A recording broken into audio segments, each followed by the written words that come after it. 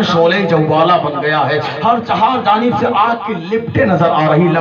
آ رہی ہے، ہر چہار جانب سے لگتا آسمان سے آگ کی بارش ہو رہی ہے، ادھر قوم اشقیاء سے آواز آ رہی ہے، ادھر الٹے سیدھے جملے پڑھے جا رہے ہیں، الٹے سیدھے اشعار پڑھے جا رہے ہیں، اپنی جھوٹی بہادری کے، اپنی جھوٹی شان کے اشعار پڑھے جا رہے ہیں۔ امام حسین رضی اللہ تعالیٰ عنہ جیسے ہی خیمے سے نکلنا چاہتے ہیں، جناب زینب نے جب پیر پکڑا تھا، پیر تھاما تھا، تب تک تو امام حسین کی بہن تھی، لیکن جب حسین کھڑے ہو گئے اب جناب زینب کا رخ ہی بدل گیا۔ جب پیر پکڑا تھا تو حسین کی بہن بن کر پیر پکڑے تھے، لیکن جب دیکھا امام حسین جہاد کے لیے تیار ہے، امام حسین جہاد کے لیے تیار ہو گئے، جناب زینب کا رخ بدل گیا، جناب زینب کا تیور بدل گیا، اب بالکل علی کی بیٹی کی صورت میں آ گئی ہے، علی کی بیٹی کی شکل میں آ گئی ہے۔ جناب زینب کھڑی ہوئی اور کہا بھیا جب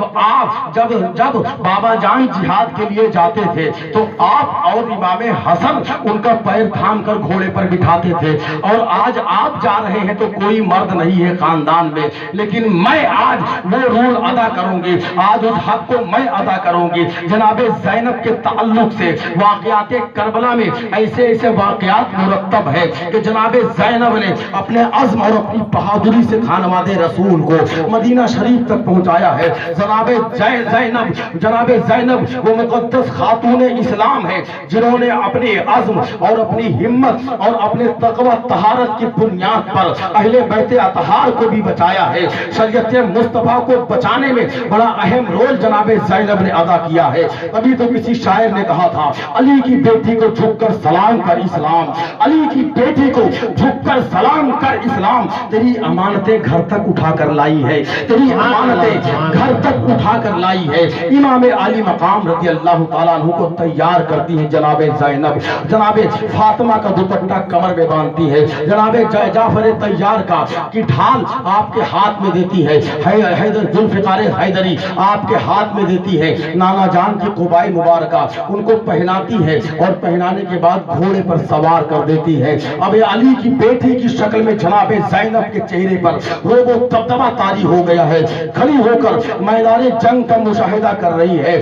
شریعت مانے نہ ہوتی تو جناب زینب بھی میدان کربلا میں پہنچ جاتی، لیکن یہاں پر بھی شریعت کا بڑا لحاظ کیا امام حسین نے، شریعت کا بڑا پاس و لحاظ کیا امام علی مقام نے۔ جناب زینب سے کہا تم اندر جاؤ۔ جناب زینب جب اندر جاتی ہیں خیمے میں اور گھوڑے پر امام حسین بیٹھ جاتے ہیں، حق و صداقت کا امام گھوڑے پر اب بیٹھ گیا ہے اور بڑے ہی باوقار انداز میں نانا جان کا امامہ سر پر بندھا ہوا ہے، گھوڑے کو ایڑ لگاتے ہیں، کئی ایڑ لگایا، گھوڑا آگے نہ بڑھا۔ امام حسین بے قرار ہو گئے، کیا معاملہ ہے، گھوڑا کیوں نہیں آگے بڑھ رہا ہے؟ گھوڑا زبان حال سے کہہ رہا ہے، اے امام پیچھے پلٹ کر آپ دیکھیے، آپ کے پیچھے پلٹ کر دیکھیے، میرے دونوں پیر کو آپ کی بیٹی نے پکڑ رکھا ہے، اہل بیت اطہار کی پھول نے پکڑ رکھا ہے، اور میں اسے دھکا دے کر یزیدی نہیں بننا چاہتا ہوں، میں حسینی ہوں، حسینی ہی رہنے دیجیے، آپ نیچے اتر کر اسے سمجھائیے۔ امام علی مقام نیچے اترے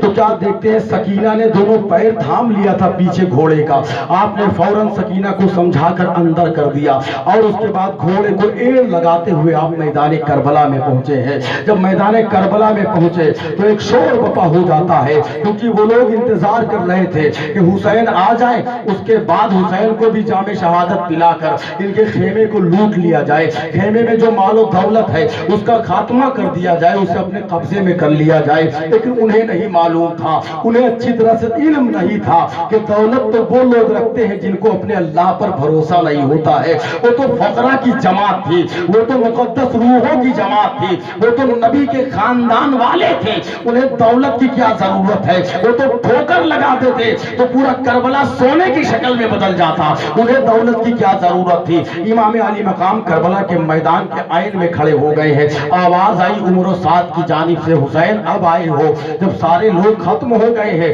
حسین نے فرمایا کہ آؤ، اب جس کو مقابلہ کرنا ہے وہ میرے مد مقابل آ کر کھڑا ہو جائے۔ حق و صداقت کا امام جب میدان کربلا میں پہنچا تو اب یہاں ایک ایک کر کے نہیں آ رہے ہیں، دو دو کر کے نہیں آ رہے ہیں، بڑی جلد بازی میں جنگ ختم کی جا رہی ہے، بڑی جلد بازی میں وہ لوگ آگے بڑھ رہے ہیں۔ جیسے جیسے آگے بڑھ رہے ہیں، ذوالفقار حیدری اسی انداز میں چل رہی ہے، اسی انداز میں علی کی تلوار بھی چل رہی ہے، کئیوں کو واصل جہنم کیا امام حسین کی تلوار مقدسہ نے، کئی منحوس روحیں منحوس جسم سے نکل کر جہنم کے شعلوں تک پہنچ گئی ہے۔ حسین کی تلوار چل رہی ہے، علی کی تلوار چل رہی ہے، گردنیں کٹ رہی ہے، سب تڑپ رہے ہیں، بھاگ رہے ہیں، ادھر ادھر بھاگتے نظر آ رہے ہیں۔ اب آپ اندازہ کریں، تنہا حسین ہے اور 22,000 سے کچھ کی تعداد میں وہ منحوس روحیں ہیں، منحوس جسم ہے جو تڑپ رہا ہے امام حسین پر حملہ کرنے کے لیے۔ کتنی دیر تک امام حسین رضی اللہ تعالیٰ عنہ لڑتے لڑتے لڑتے آپ کا بازو مبارکہ شل ہو گیا، اس کے باوجود بھی آپ کی تلوار رکی نہیں ہے، کیونکہ جب جیسے جیسے چوتھائے کربلا کی یاد آتی، جب یاد آتا کہ شبیہ پیغمبر کو ایسے شہید کیا گیا اور تیز چلتی تلوار، جب یاد آتا کہ علی اصغر کے حلق میں تیر ایسے لگا اور تیز چلتی تلوار، جب یاد آتا کہ عباس علمدار کے بازو ایسے کٹے اور تیز چلتی تلوار، کئی ہزار کو واصل جہنم تنہا حسین کی تلوار نے کر دیا، تنہا حسین نے کئی ہزار لشکریوں کو واصل جہنم کر دیا۔ اس کے باوجود شمر نے پھر مشورہ دیا، منحوس مشورہ دیا، عمر و سعد نے آگے بڑھ کر امام حسین رضی اللہ تعالیٰ عنہ پر حملہ کر دیا۔ پیچھے سے نیزے کا جب وار ہوتا ہے تو حسین اعظم رضی اللہ عنہ کے جسم اقدس سے خون کا فوارہ جاری ہو جاتا ہے، خون مبارکہ آپ کے جسم پاک سے نکلنے لگتا ہے۔ اس کے باوجود بھی امام عالی مقام رضی اللہ تعالیٰ عنہ لڑتے رہے، تلوار کے کئی زخم آپ کے جسم اطہر پر لگتے گئے، آپ برداشت کرتے رہے، تقریباً 72 زخم آپ کے جسم اقدس پر لگا ہے۔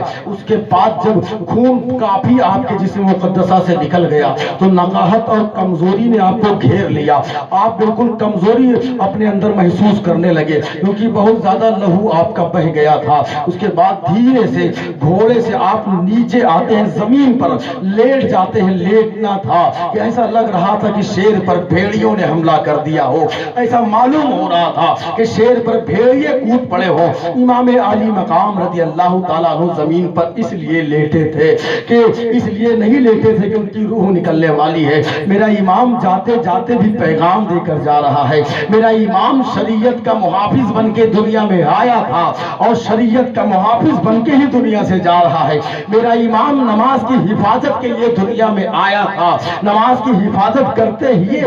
ہوئے ہی دنیا سے جا رہا ہے، میرا امام اطاعت رسول کا محافظ بن کر آیا تھا، اطاعت رسول کا محافظ بن کر ہی دنیا سے جا رہا ہے، میرا امام عبادتوں کا امام بن کر آیا تھا، عبادت کا تحفظ کرتے ہوئے ہی دنیا سے جا رہا ہے۔ امام حسین تڑپ رہے ہیں، بے قرار ہو رہے ہیں کہ جیسے بھی ہو سکے تڑپ کر میں اپنے رب کی بارگاہ میں آخری سجدہ کر دو، آخری بار اپنے رب کی بارگاہ میں پیشانی جھکا دو، بے قرار ہو رہے ہیں، معاذ اللہ 100,000 بار معاذ اللہ کہتے ہوئے مولوی لکھتے ہوئے مولوی کے قلم کانپ گئے۔ پہلے یزید نے آپ کے دستے مقدسہ کے پاس اپنا منحوس پیر رکھ دیا تھا کہ تڑپ کر ادھر نہ جانے پائے، لیکن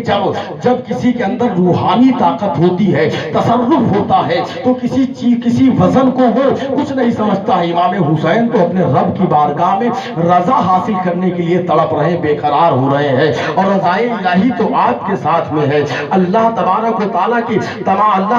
تعالیٰ کی تمام مرضیاں تو آپ کے ساتھ میں ہے، آپ کو ڈرنے کی کوئی ضرورت نہیں ہے، اللہ کی اعانتیں آپ کے ساتھ میں ہے، اللہ کی استعانتیں آپ کے ساتھ میں ہے۔ آپ نے تڑپ کر جیسے ہی اپنے آپ کو پلٹا ہے، فوراً اپنی پیشانی کو رب کی بارگاہ میں جھکا دیا ہے، فوراً اپنی پیشانی کو اپنے رب کی بارگاہ میں رکھ کر سبحان ربی الاعلیٰ، سبحان ربی الاعلیٰ، سبحان ربی الاعلیٰ کی صدائیں بلند کر دی ہے۔ اللہ اکبر۔ حسین کا یہ آخری سجدہ امت مسلمہ کے لیے ہی نہیں بلکہ پوری